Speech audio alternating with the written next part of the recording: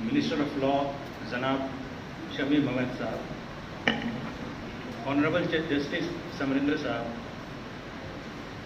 Principal Patna law college शरीफ साहब, registrar Patna university Khagendra साहब, and other dignitaries on the dais, young students and ladies and gentlemen, very good afternoon.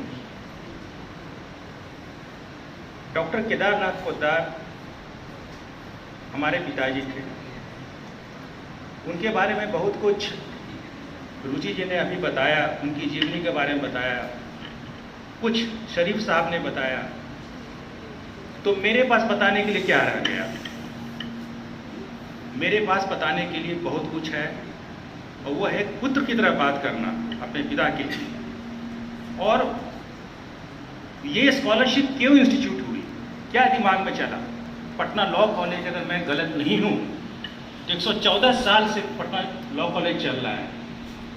अगर मैं गलत नहीं हूँ तो ये पहली बार इस कॉलेज में स्कॉलरशिप इंस्टीट्यूट हुआ। क्या थॉट प्रोसेस चल रहा था इस स्कॉलरशिप को बनाने के लिए? तो हम बात करते हैं आपसे, और खासकर यंग स्टूडेंट से, क्योंकि ये आप सभी किसी न किसी के पुत्र और पुत्री हैं, आपकी कुछ जिम्मेवारी होती है। तो इस कहानी को आप अवश्य सुनें। स्कॉलरशिप बनी क्यों, और आप लोगों के लिए क्यों बनी?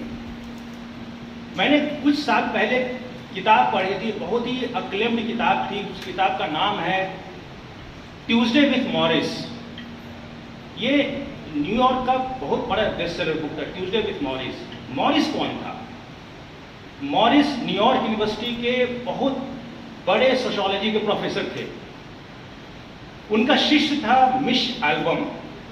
इस किताब का ऑथर है मिश एल्बम। और उनके अंडर में, मॉरिस के अंडर में हजारों लोगों ने रिसर्च किया होगा, पीएचडी की होगी। मिश एल्बम उनका स्टूडेंट था। उन्होंने सोशियोलॉजी की पढ़ाई पूरी करके दोनों के रास्ते बदल गए। स्टूडेंट कालांतर में स्पोर्ट्स जर्नलिस्ट बन गए, वेल नोन स्पोर्ट्स जर्नलिस्ट। आप गूगल कर लीजिएगा उनका नाम। लेकिन सालों के बाद मिश एल्बम को पता लगा कि मेरे गुरु मॉरिस साहब, he is bedridden, he is terminally ill, he was about to die. पता नहीं क्या उनके दिमाग में बात आई, वो मॉरिस को ढूंढ लिए और उनके घर तक गए।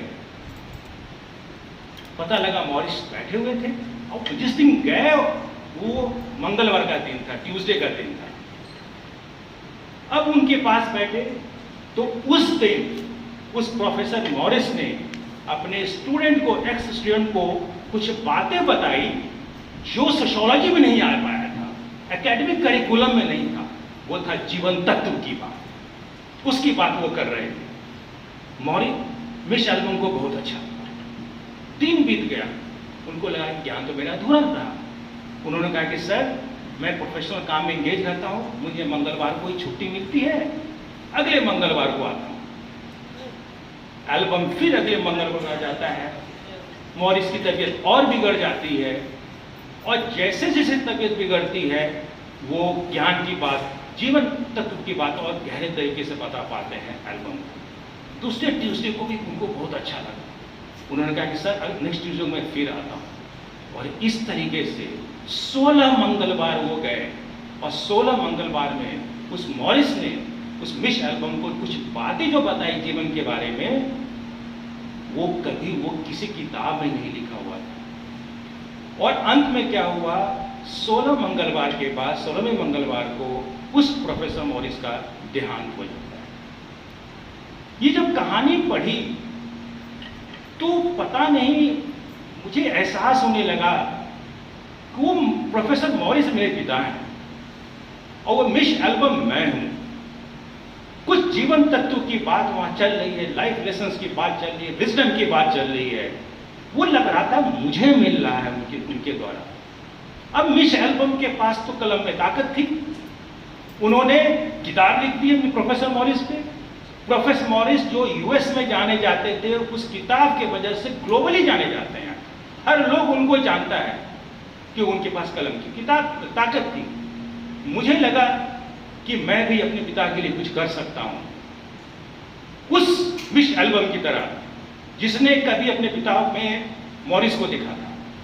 मैंने स्कॉलरशिप की बात तो बाद में सोची, पहले मैं सोचा उनके लिए कुछ लिखता हूं। लिखा भी था, पूरा नहीं कर पाया। दुर्भाग्यवश मैं अपनी व्यक्तिगत चीजों में फंस गया। मेरे पिताजी भी गुजर गए 2016 में। तब ये आया स्कॉलरशिप।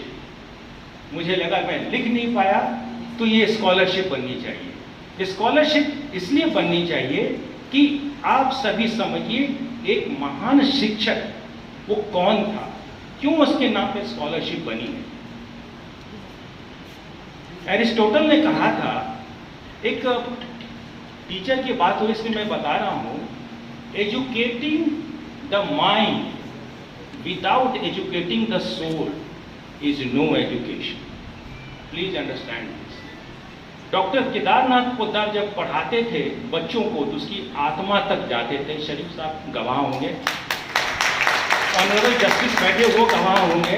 वो आत्मा तक जाते थे, और आत्मा तक जाते थे इसलिए जाते थे कि वो आत्मा से पढ़ाते थे।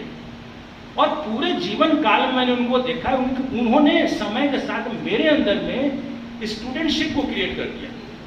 मैं इंजीनियर हूँ, इनकम टैक्स में काम करता हूँ, लेकिन मुझे लगा कि वो मुझसे चाहते हैं कि मैं लॉ की पढ़ाई पढ़ूं। आप बिलीव नहीं करेंगे, इस नौकरी में रहते रहते मैंने सिर्फ उनको ट्रिब्यूट देने के लिए, जिन्होंने मेरे अंदर में स्टूडेंटशिप को जगाया था, उसको